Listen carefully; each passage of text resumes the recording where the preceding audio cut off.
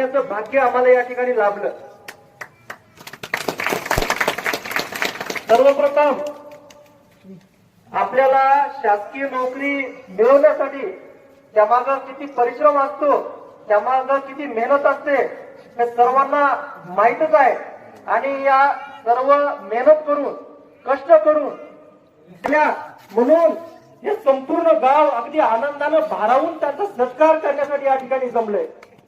खरोखर मुलांना आणि मुलींना प्रत्येक गावातून असा जर सपोर्ट मिळत गेला आणि त्यांना सर्व गावातून प्रेरणा मिळत गेली तर नक्कीच आपल्या भागातील गोरगरिबांची मुलं सत्काराच्या निमित्तानं आपण जमलेले सर्व देवगावासीय गावकरी मंडळी प्रथमतः सर्व महापुरुषांना मी प्रथम वंदन करतो।